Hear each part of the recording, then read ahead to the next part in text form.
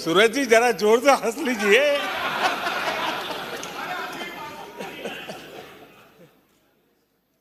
आदरणीय अध्यक्ष जी, किसी भी देश के जीवन में, इतिहास में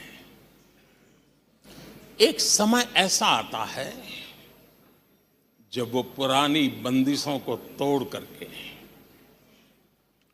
एक नई ऊर्जा के साथ, नए उमंग के साथ, नए सपनों के साथ, नए संकल्प के साथ आगे बढ़ने के लिए कदम उठा लेता है। 21वीं सदी का ये कालखंड, और मैं बड़ी गंभीरता से इस पवित्र लोकतंत्र के मंदिर में बोल रहा हूं और लंबे अनुभव के बाद बोल रहा हूं कि ये कालखंड, सदी का ये वो कालखंड है जो भारत के लिए हर सपने सिद्ध करने का अवसर हमारे चरण में। और हम सब ऐसे टाइम पीरियड में हैं, चाहे हम हैं, चाहे आप हैं, देश के कोटि कोटि जन है, ये टाइम पीरियड बहुत अहम है, बड़ा महत्वपूर्ण है बदलते विश्व में। और मैं इन शब्दों को भी बड़े विश्वास से कहना चाहता हूं कि ये कालखंड जो घड़ेगा उसका प्रभाव इस देश पर आने वाले 1000 साल तक रहने वाला है। 140 करोड़ देशवासियों का पुरुषार्थ इस कालखंड में अपने पराक्रम से, अपने पुरुषार्थ से, अपनी शक्ति से, अपने सामर्थ्य से जो करेगा वो आने वाले 1000 साल की मजबूत नींव रखने वाला है। और इसलिए इस कालखंड में हम सबका बहुत बड़ा दायित्व है, बहुत बड़ी जिम्मेवारी है हमारी। और ऐसे समय हम सबका एक ही फोकस होना चाहिए, देश का विकास, देश के लोगों के सपनों को पूरा करने का संकल्प, और उस संकल्प को सिद्धि तक ले जाने के लिए जी जान से जुट जाना, यही समय की मांग है। 140 करोड़ देशवासी, इन भारतीय समुदाय की सामूहिक ताकत हमें उस ऊंचाई पर पहुंचा सकती है। हमारे देश की युवा पीढ़ी का सामर्थ्य, आज विश्व ने उनका लोहा माना हुआ है, हम उन पे भरोसा करें। हमारी युवा पीढ़ी भी जो सपने देख रही है, वो सपनों को संकल्प के साथ सिद्धि तक पहुंचाने का सामर्थ्य रखती हैं। और इसलिए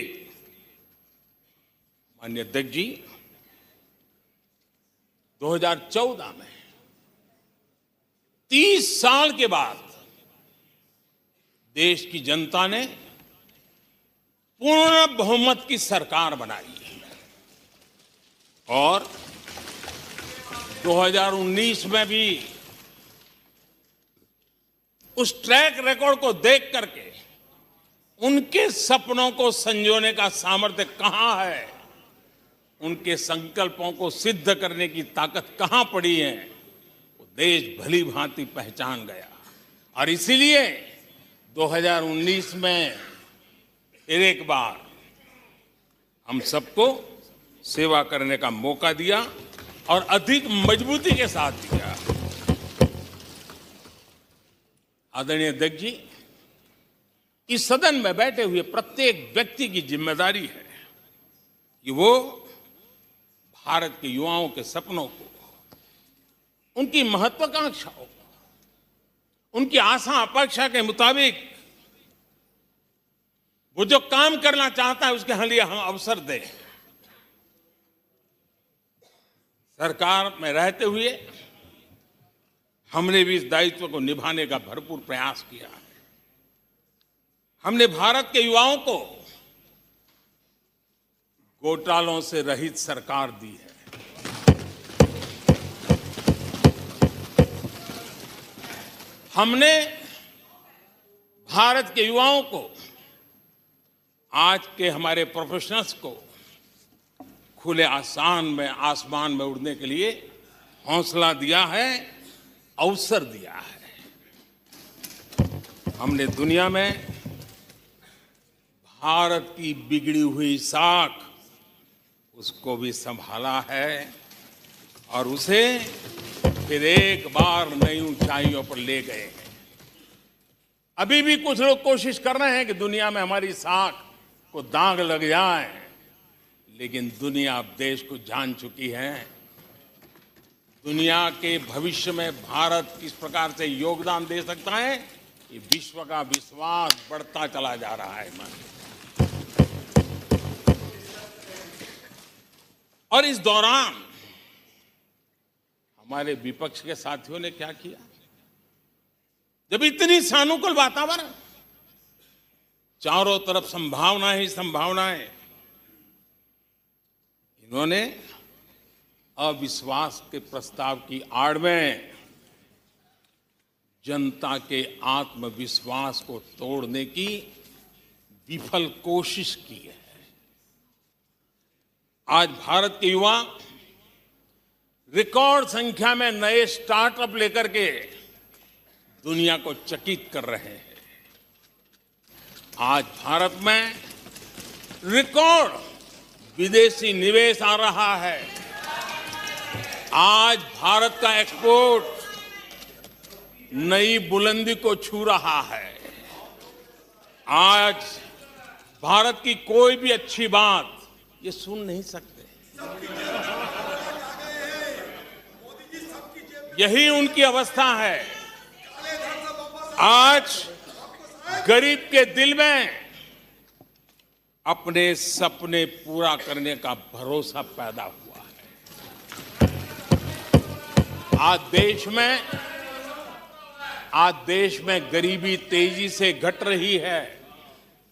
नीति आयोग के रिपोर्ट के अनुसार पिछले 5 साल में 13.5 करोड़ लोग गरीबी से बाहर आए हैं। आदरणीय अध्यक्ष जी, आईएमएफ अपने एक वर्किंग पेपर में लिखता है कि भारत ने अति गरीबी को करीब करीब खत्म कर दिया है। आईएमएफ ने भारत के डीबीटी के और दूसरे हमारे सोशल वेलफेयर स्कीम के लिए आईएमएफ ने इसे कहा है, ये लॉजिस्टिकल मार्वल है। आदरणीय अध्यक्ष जी, WHO ने कहा है, आदरणीय अध्यक्ष जी, वर्ल्ड हेल्थ ऑर्गेनाइजेशन ने कहा है कि जल जीवन मिशन के जरिए भारत में 4 लाख लोगों की जान बच रही है। ये 4 लाख कौन है? मेरे गरीब, पीड़ित, शोषित, वंचित परिवारों के मेरे स्वजन है। हमारे परिवार के निचले तबके में जिंदगी गुजारने के लिए जो मजबूर हुए, उनके जन हैं। ऐसे 4 लाख लोगों की जान बचने की बात WHO कह रहा है। माननीय अध्यक्ष जी, WHO स्वच्छ भारत अभियान का एनालिसिस करके के कहता है कि स्वच्छ भारत अभियान से 3 लाख लोगों को मरने से बचाया गया है।